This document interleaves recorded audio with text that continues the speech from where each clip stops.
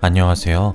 저는 올해 43살이 된 여자이고 남편을 일찍 하늘로 보내서 지금은 시어머니와 저에게 하나밖에 없는 아들, 총 3명이서 함께 살고 있습니다. 남편 없이 거의 대부분을 살아왔는데 제 남편이 아직까지도 병원에 누워있게 된 충격적인 이유를 이 자리에서 한번 이야기해 보려고 해요. 저는 남편과 선자리에서 처음 만났어요. 30대가 되니 부모님이 자기 친구 아들이 너무 괜찮다고 했다며 한 번만 만나보라고 했고 나가게 되었습니다. 남편을 처음 만났을 때 저는 30대였고 남편은 20대였어요. 저에게는 너무 어린 남자라 이성으로 보이지 않았고 그저 동생으로만 보여서 그날 밥 한 번 먹고 집으로 돌아가려고 했죠.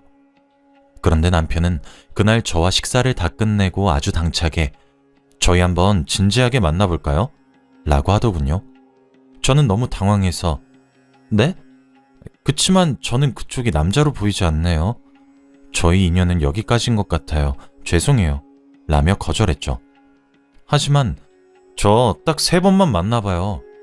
3번 만에 저한테 넘어오지 않으시면 깔끔하게 포기하겠습니다. 라고 하더라고요.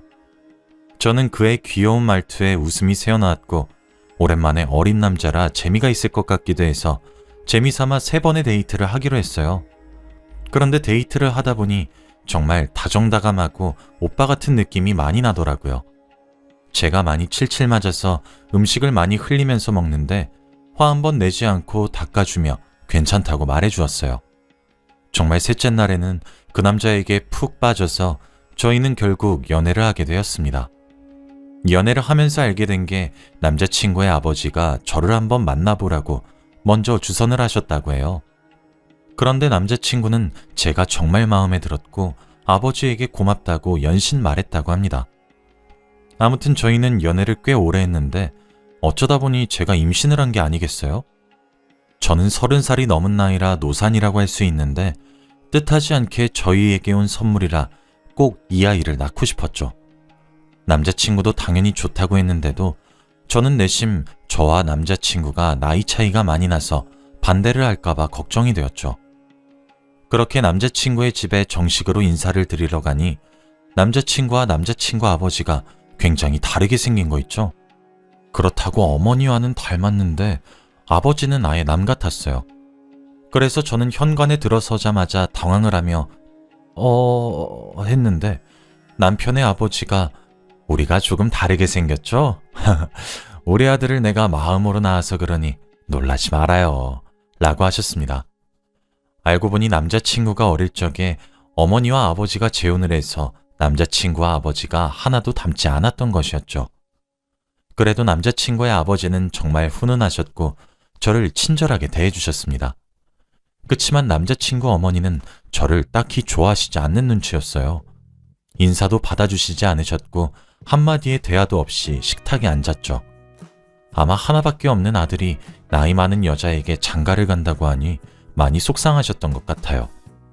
저는 식사를 마치고 어른들께 계획보다 조금 빠르게 임신을 했다고 말을 했는데 남자친구 아버지는 굉장히 좋아하시며 집안에 경사가 났네 라고 하고는 온 집안을 뛰어다니셨고 남자친구 어머니는 그래서 애를 낳을 건가?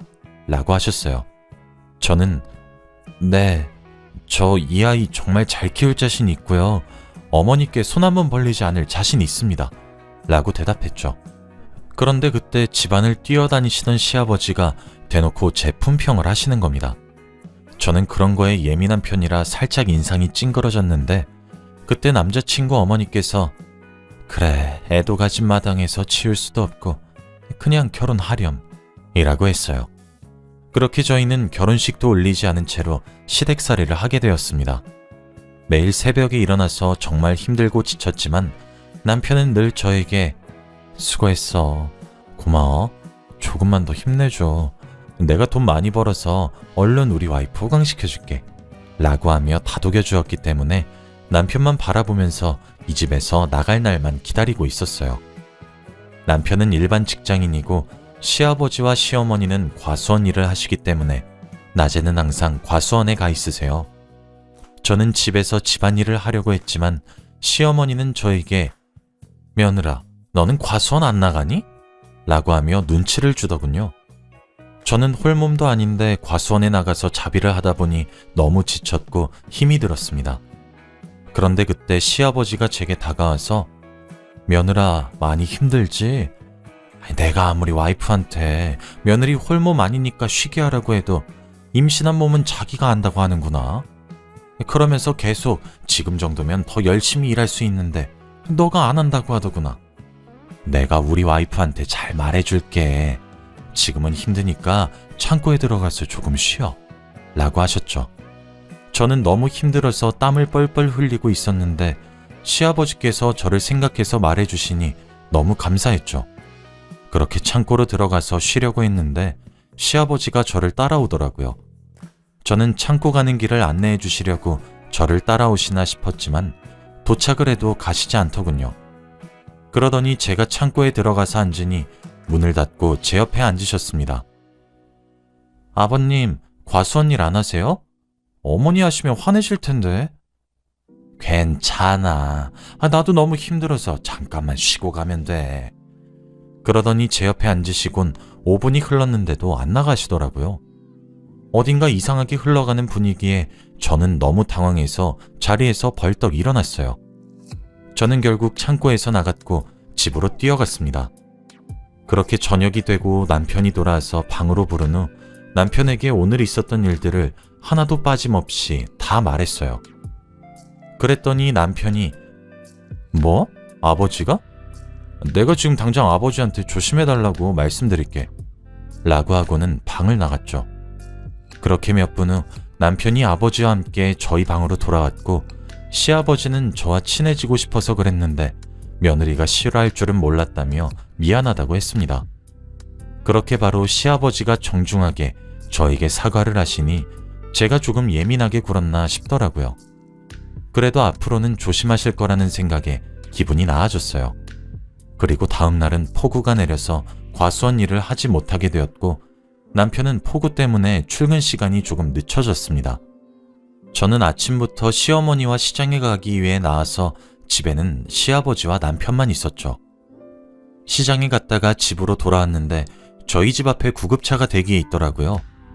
혹시나 집에 큰일이 생긴 건가 싶어 시어머니와 저는 집으로 뛰어갔더니 남편이 쓰러져 있는 게 아니겠어요? 저는 너무 놀란 마음에 쓰러져 있는 남편을 부여잡고 엉엉 울었어요. 그렇게 남편은 그 자리에서 바로 응급실로 실려갔고 저는 하루 종일 눈물을 흘리며 남편이 깨어나기만을 기다렸습니다. 시아버지가 말하기를 남편을 불러도 아무런 대답이 없어서 흔들어 봤는데 숨을 쉬지 않더래요. 남편은 지금 식물인간 상태가 되었고 깨어날 날만 기다리고 있습니다. 그렇게 저는 만삭이 다가왔고 제 몸을 혼자서 가누기도 힘들었는데 시부모님께서 남편 없이 아이를 감당해야 하는 제가 너무 불쌍해 보였는지 제 수발을 다 들어주시면서 아이를 위해 최선을 다해 주었습니다. 그렇게 저는 귀여운 아들을 출산하게 되었고 아들을 낳다 보니 시부모님들은 더 좋아하시는 듯 보였습니다. 저는 신생아 아들을 키우느라 솔직히 과수원 일도 많이 하지 못하고 남편의 간호도 잘하지 못했는데 저에게 아무 말하지 않으신 두 분께 너무 감사했죠. 그런데 어느 날 시아버지께서 제게 오랜만에 외식 좀 할까? 라고 하시며 과수원 일을 하고 계시는 시어머니를 내팽겨치고 저와 저희 아들 그리고 시아버지 셋이서 짜장면집에 갔어요. 저는 어색하게 앉아서 짜장면을 시키려고 했는데 갑자기 시아버지가 가게 주인 아저씨께 여보쇼, 얘가 내 애인이요. 예쁘죠? 라고 하는 게 아니겠어요? 그러니 가게 아저씨는 아 그래요? 저번에 말했던 여자가 저 여자요? 아이고 예쁘네 라고 하셨죠. 가게 아저씨 말을 들어보니 오늘뿐만이 아니라 시아버지는 밖에서 자주 저를 애인이라고 하면서 다닌 것 같더라고요. 저는 이게 무슨 일인가 싶었지만 가게에 있던 모든 아저씨들이 하하호호 웃으면서 저를 놀리고 있는 것 같았습니다. 그땐 정말 남편이 많이 생각나면서 아들에게 너무 창피한 거 있죠. 저는 짜장면을 먹지도 않고 아들과 함께 그 가게를 뛰쳐나가니 갑자기 시아버지가 가게를 나와서 제 팔목을 잡으셨어요. 며느라, 왜 안 먹고 그냥 가느냐? 내가 장난이 너무 심했니? 아버지, 장난이라뇨? 저를 도대체 밖에서 어떻게 말하고 다니신 거세요? 지금 혼자 병원에서 누워있는 아들한테 부끄럽지도 않으세요? 미안해. 다 너를 예뻐해서 그러는 건데 왜 내 맘을 몰라주냐? 네가 너무 예민하게 받아들이는 것이 아니냐? 네? 전 도저히 못 참아요. 이때까지 당한 일들 다 어머니께 말씀드릴 거예요. 뭐야? 네가 그렇게 나온다면 나도 어쩔 수 없다. 와이프 귀에 들어가는 순간 너 우리 집에서 쫓겨날 줄 알아. 당연히 네 아들은 우리 집에 놓고 가야 할 게야. 그게 감당되면 네 알아서 하거라. 저는 시아버지의 말에 아무 말도 하지 못했어요. 저는 모아둔 돈도 없었기 때문에 이 집에서 쫓겨나면 갈 곳도 없어서 제가 낳은 아이를 포기할 수 없었어요. 저는 결국 시어머니께 말을 할 수 없었습니다. 저는 그날부터 집에서 나갈 날만을 기다리며 남편 간호하러 간다고 거짓말을 하고 아기를 포대기에 맨 채로 목욕탕 청소를 하면서 얼마 안 되는 돈이지만 조금씩 모으고 있었어요. 그런데 제가 시어머니께 말을 하지 못하니 시어머니에게 아프다고 과수원 일을 하루 쉬어야겠다고 핑계를 대시며 저와 집에서 단둘이 있을 만한 핑계를 계속 만들었고, 그러다 보니 시아버지의 뻔뻔한 언행은 날이 갈수록 점점 심해졌습니다. 그래도 저는 최선을 다해서 밖으로 매일 나가 시장도 가고 일부러 아기와 더 많은 시간을 보내면서 시아버지를 피했죠. 그런데 어느 날 시장에 갔다가 집으로 돌아왔는데 과수원에 있으셔야 할 시어머니가 집에 계시더라고요.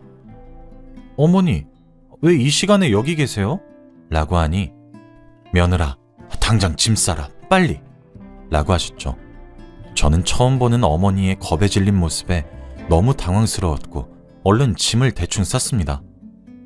어머니, 도대체 무슨 일인데 그래요? 아버님은요? 설명하자면 길어. 일단 이것부터 읽어보거라. 시어머니가 들고 계시던 것은 시아버지가 작성한 일기였습니다. 저는 그 일기장을 펼쳐서 내용을 본 순간 정말 충격을 받았습니다. 아들이 식물인간이라고 한다. 식물인간은 깨어날 수 있다고 하는데 제발 깨어나지 않았으면 좋겠다. 왜냐면 얘만 없으면 며느리와 행복하게 지낼 수 있기 때문이다. 나도 어쩔 수 없었다. 며느리가 아마 아들 눈치를 봐서 나와 같이 마음껏 지내지 못하는 것 같다. 이제는 얘가 없으니 제대로 같이 지낼 수 있겠지? 내가 어떻게 들인 며느리인데 공들인 만큼 보상을 받을 것이다. 아내만 없으면 며느리와 단둘이 있을 수 있다. 집안에는 며느리와 나만 남게 되는 것이다. 저는 그 일기장을 보고 충격을 너무 받았고 당황스러웠죠. 일기장의 내용에 의하면 애초부터 시아버지가 저와 남편을 선보게 한 이유도 자기와 만나게 하기 위해서 저희 남편을 이용한 것이었고, 시아버지의 말은 모두 새빨간 거짓말이었던 것입니다. 그 일기장 속에는 시아버지의 모든 악행들이 적혀 있었고 지금 이렇게 저희가 도망갈 짐을 싸고 있는 것이었죠. 저는 너무 놀라서 몸을 움직일 수 없었는데 그때 시어머니는 얘야 뭐하니? 당장 짐 챙기라고. 저는 겨우 정신을 차리고 짐을 챙긴 뒤 집을 뛰쳐나왔습니다. 그런데 집을 나와서 어린 아들을 업고 시어머니와 도망쳤는데 정말 눈물이 흐르더라고요. 대충 어느 정도 집과 멀어지고 나서 시어머니는 저를 다그쳤어요. 너 왜 그런 일을 당하고도 나한테 한마디도 안 했니? 아니, 시아버지가 말하면 아들 두고 저 혼자 집에서 내쫓는다고 하셔서. 뭐? 그리고 밖에서 너를 여자친구라고 다녔다며? 어떻게 그런 수모를 겪어도. 에휴, 집안의 남자를 잘못 들였다. 전부 다 내 잘못이야. 우리 아들 불쌍해서 어째. 라고 하시며 저를 안고 같이 펑펑 울었습니다. 제가 목욕탕 일을 하면서 벌어놓은 조그마한 돈으로 택시를 타고 경찰서를 가서 시아버지를 신고했습니다. 일기장을 내밀고 말을 하니 경찰도 이런 경우는 처음이었다면서 너무 당황스럽다고 하더군요. 그렇게 시아버지는 감옥으로 가게 되었습니다. 경찰에 신고를 하고 일기장을 다시 차근차근 보는데 시아버지는 저희 아빠와 아는 사이여서 아빠가 제 사진을 시아버지께 보여주면서 자랑을 하니 그때 사진을 보고 저에게 반했다고 합니다. 그래서 이렇게 큰 그림을 그리셨던 거고요. 시아버지는 저와 시어머니에게 내가 무슨 잘못을 했다고 그래? 내가 며느리 집에 들이려고 얼마나 고생했는지 알아? 라고 하시며 경찰관에게 끌려가시는 모습이 마지막 모습이었어요. 그렇게 저는 어린 아들과 시어머니와 셋이서 살게 되었고 남편의 간호도 열심히 하고 있습니다. 당연히 시어머니는 시아버지와 이혼했고 저희는 과수원 일을 하며 벌이를 하고 있어요. 그렇게 몇 년이 흘렀고 저희 아들도 어느덧 컸네요. 딱히 아들에게는 지금까지 있었던 일들을 말하지 않으려고 해요. 시어머니는 자기가 보는 눈이 없는 것 같다면서 남자는 전혀 만나지 않으려고 하세요. 저도 아직 남편이 깨어날 거라고 믿기 때문에 새로운 사람을 만날 생각은 없습니다. 제 이야기는 여기까지이고 들어주셔서 감사합니다.